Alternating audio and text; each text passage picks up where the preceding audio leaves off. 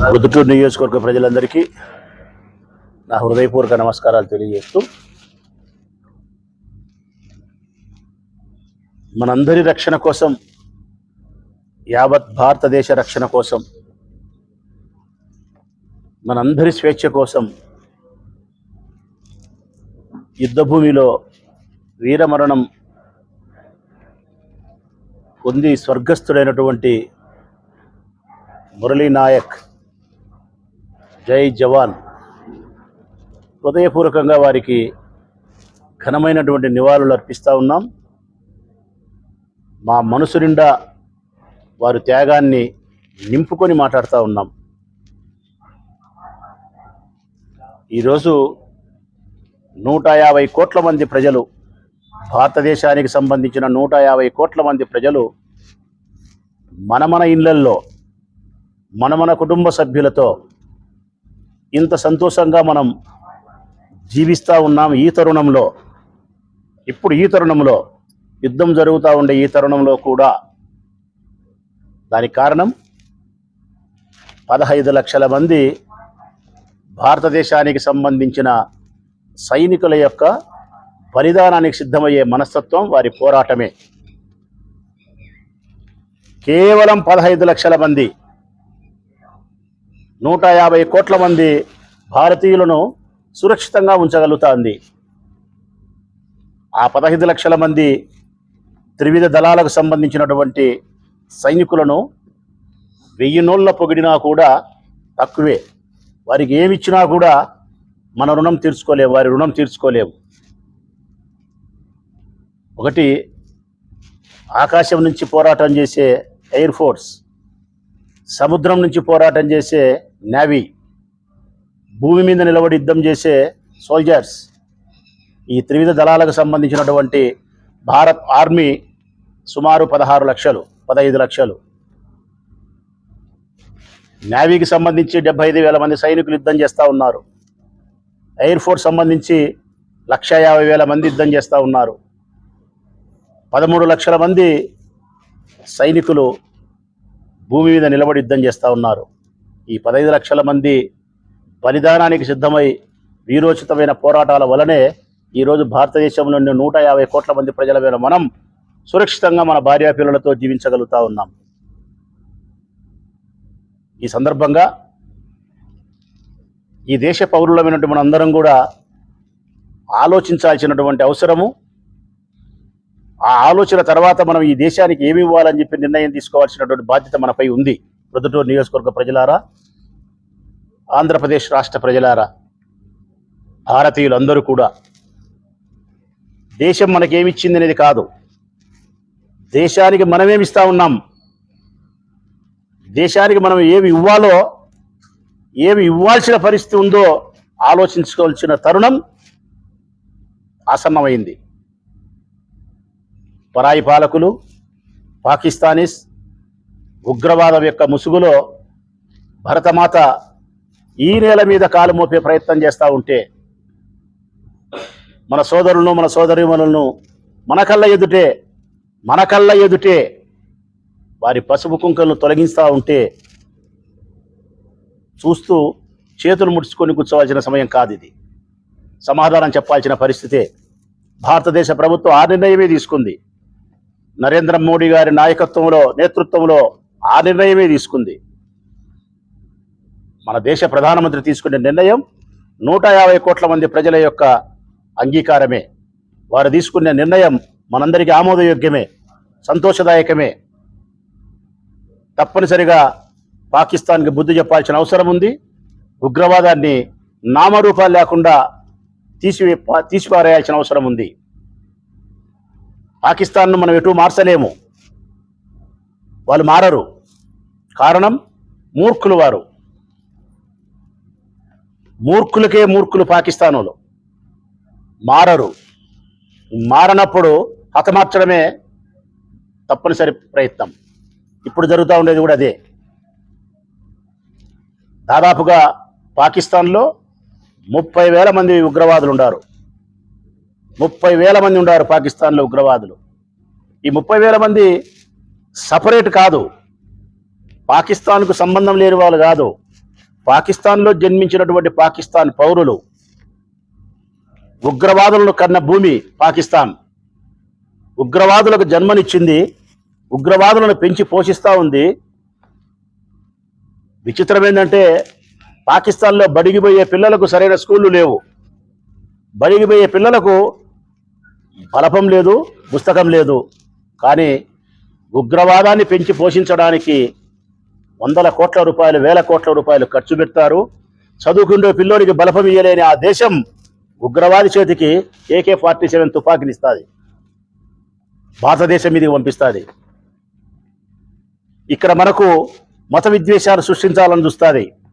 హిందువులకు, ముస్లింస్లకు, క్రైస్తవులకు గొడవలు పెట్టాలని చూస్తుంది. అందులో భాగమే వారి కుటిల ప్రయత్నమే మన జరిగినటువంటి 25 మంది పహల్గాంలో జరిగినటువంటి దాడి. ఏరపంచి హిందువులు చంపుతారు, ఏరపంచి హిందువులు చంపుతారు. కారణం ఇక్కడ ఉండే ముస్లిమ్స్ పైన మనకు కోపం కలగాలని, ఇక్కడ ముస్లిమ్స్కు హిందువులకు గొడవ జరగాలని, ఈ దేశం మత విద్వేషాలతో అల్లకల్లోలం కావాలని చెప్పి వారి కుటిల ప్రయత్నం. కానీ ఈ దేశం ఎంత గొప్పదో ఒక్కసారి చూడండి ప్రజలారా. ఇంత గొడవ జరిగితే ఎక్కడే గారి 150 కోట్ల మంది భారతీయులలో ఏ ఒక్క భారతీయుడు కూడా, ఏ ఒక్క ఊర్లో కూడా ఒక్క ముస్లిం సోదరుని పట్ల అమానుషంగా ప్రవర్తించడం కానీ, నోరు పారేసుకోవడం కానీ లేదు. ఒక పవన్ కళ్యాణ్ అండ్ వాళ్ళు తప్ప ఎక్కడే కానీ ఎవరే కానీ మాట్లాడింది లేదు. కారణం భిన్నత్వంలో ఏకత్వం కలిగిన గొప్ప ప్రజాస్వామ్య దేశం భారతదేశం, లౌకికమైనటువంటి దేశం భారతదేశం. అన్ని కులాలు, అన్ని మతాలు, అన్ని ఆచారాలు, అన్ని సంస్కృతులు, అన్ని వేషభాషలు అన్ని కలిపి ఇమిడిపోయి ఉండేదే భారతదేశం. భారతీయులందరూ ఒకటే, సహోదరులమే. ఈ భావనతోనే జీవిస్తూ ఉన్నాం. ముస్లిమ్స్ అంతా ఉగ్రవాదులు కాదు, ముస్లిమ్స్ అంతా ఉగ్రవాదులు కాదు, తప్పది. పాకిస్తాన్ ఉగ్రవాద దేశం. మన వైరం, మన యుద్ధం ముస్లిమ్స్తో కాదు, పాకిస్తాన్తో మన యుద్ధం. ఈ దేశంలో ఉండే ముస్లిం సోదరులందరూ కూడా ఈ దేశం కోసం పోరాడేదానికి, ఈ దేశం కోసం ప్రాణం ఇచ్చేదానికి సంసిద్ధంగా ఉన్నారు. ఈరోజు యుద్ధంలో కొట్లాడుతూ ఉండే మిలిటరీ ఆఫీసర్స్ ముస్లిమ్స్ ఉన్నారు, హిందువులు ఉన్నారు. మరి పాకిస్తాన్ కుటిల ప్రయత్నం చేస్తే అది భారతీయులు అంగీకరిస్తారా? అంగీకరించలే. వాళ్ళ సైన్యం, పాకిస్తాన్ మిలిటరీ అంతా కలిపినా కూడా 6 లక్షల మంది వాళ్ళు ఉండేది. వాళ్ళ ఉగ్రవాదులు ఉండేది 30,000 మంది. 6 లక్షల మంది సైన్యం కలిగిన వాళ్ళల్లో ఈరోజు మన మిలిటరీ ఆఫీసర్స్ అందరూ చెప్తా ఉన్నారు, నిజంగా భారతదేశమే గన పాకిస్తాన్ పైన యుద్ధం సీరియస్గా చేయాలని నిర్ణయించుకుంటే ఇంకా నిర్ణయించుకోలే.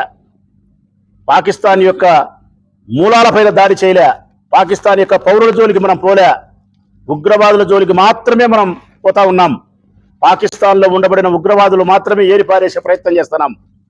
నిజంగా పాకిస్తాన్ మీద యుద్ధం చేసి భారత్ గన ప్రయోగించాల్సినటువంటి మారణాదాలు ప్రయోగించగలిగితే వాళ్ళ దగ్గర ఉండే 6 లక్షల మంది సైన్యంలో 50%, 3 లక్షల మంది సైన్యం తుపాకులు పారేసి పారిపోయే పరిస్థితులు ఉన్నారు. తుపాకులు పారేసి పారిపోయే పరిస్థితులు ఉన్నారు. మోకాళ్ళ మీద మనకు దాసోహం అనే పరిస్థితులు ఉన్నారు. మన మిలిటరీకి సంబంధించిన ఆఫీసర్స్ అందరు చెప్పేది, నిజంగా భారత్ యుద్ధమే చేయాలనుకుంటే, పాకిస్తాన్ పట్ల కర్కశమైన స్థితినే ప్రదర్శిస్తే, ఈరోజు 10వ తారీఖు, 17వ తారీఖు పాకిస్తాన్ లేదు, 17వ తారీఖు పాకిస్తాన్ ఉండదు, నామరూపాలు లేకుండా పోయే పరిస్థితి ఉంది.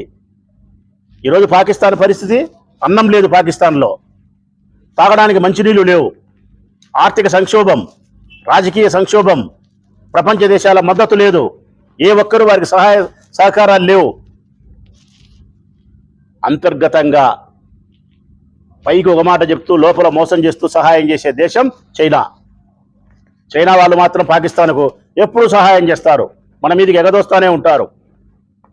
కారణం భారతదేశం యొక్క కాన్సన్ట్రేషన్ చైనా పైన ఉండకూడదు, పాకిస్తాన్ పైన ఉండాలంటే పాకిస్తాన్ మనతో కొట్లాడుతూ ఉండాలా, పాకిస్తాన్కు డబ్బులు ఇవ్వాలా, ఆయుధాలు ఇవ్వాలా, ఎగదోయాలా. కానీ ప్రపంచంలో ఏ దేశాలు కూడా ఉగ్రవాదాన్ని అంగీకరించడంలే, ఉగ్రవాదాన్ని వ్యతిరేకిస్తూ ఉన్నాయి. నామరూపాలు లేకుండా ఉగ్రవాదాన్ని తుడిచిపెట్టాలని చెప్తానే ఉన్నాయి. భారతదేశ ప్రధానమంత్రి నరేంద్ర మోడీ తీసుకునే నిర్ణయం కూడా ఒకే ఒక మాటే.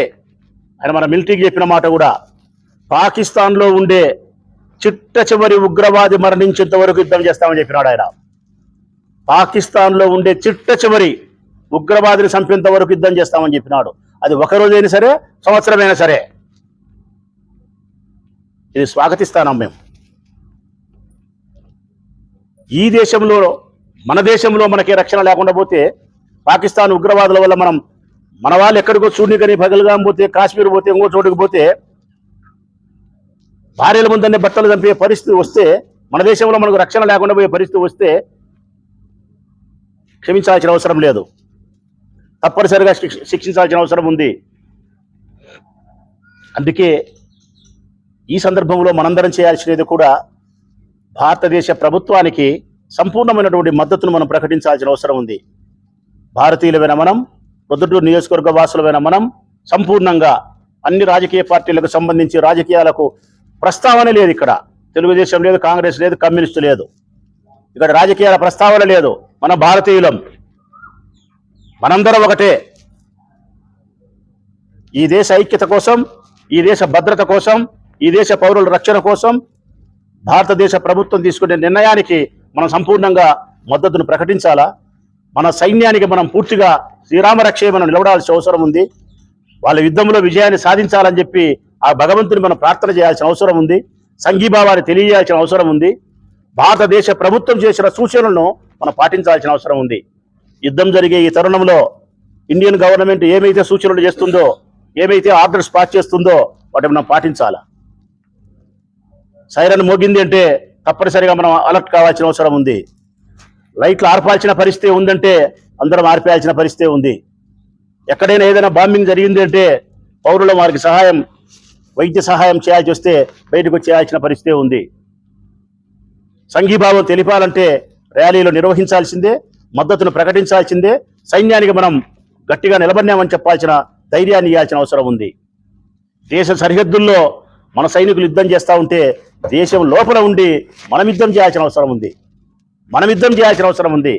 క్రమశిక్షణతో, నైతిక విలువలతో, దేశ భక్తి పట్ల నిబద్ధతతో, ఐకమత్యంతో, రాజకీయాలు పక్కన పెట్టి ఈ దేశం కోసం దేశం లోపల ఉండి మనం యుద్ధం చేయాల్సిన బాధ్యత ఉంది. నా వ్యక్తిగతంగా నేను చెప్తా ఉన్నా, దేశానికి మనం ఏమి ఇవ్వాల్సి వచ్చింది, దేశం మనకేమి ఇచ్చింది అని ఆలోచన చేస్తే, దేశం నాకేమిచ్చిందంటే స్వాతంత్రం ఇచ్చింది, స్వేచ్ఛనిచ్చింది, సంతోషాన్ని ఇచ్చింది, గౌరవాన్ని ఇచ్చింది. ఏమేమి ఇవ్వాలా ఎన్ని ఇచ్చింది భారతదేశం నాకు. భారతదేశానికి నేనేమి ఇవ్వాల్సి వస్తే ఈ తరుణంలో నా ప్రాణం ఇచ్చేదాన్ని కూడా సంసిద్ధమే. మిత్రులారా, పొద్దుటూరు నియోజకవర్గ ప్రజలారా, ఈ దేశం కోసం నా ప్రాణమే ఇవ్వాల్సిన పరిస్థితి వస్తే సంతోషంగా ప్రాణాన్ని ఇచ్చేదాన్ని కూడా సంసిద్ధమే. దేశం కోసం మరణించిన మురళీ నాయక్ అదృష్టవంతుడు, ధన్యుడు. మురళీ నాయక్ యావత్ 150 కోట్ల మంది ప్రజల హృదయాలలో మురళీ నాయక్ ఈరోజు సజీవుడై బ్రతికి ఉన్నాడు. ఇంతటి అదృష్టం ఒక్క సైనికుడికి మాత్రమే దక్కుతుంది. ఒక్క సైనికుడికి మాత్రమే ఈ అదృష్టం దక్కుతుంది. మరెవ్వరికి ఈ అదృష్టం దక్కదు. అట్టి సైనికులను మనం స్ఫూర్తిదాయకంగా తీసుకోవాల్సిన అవసరం ఉంది. ఆ సైనికులకు బాసటగా, అండగా మనం నిలబడాల్సిన అవసరం ఉంది.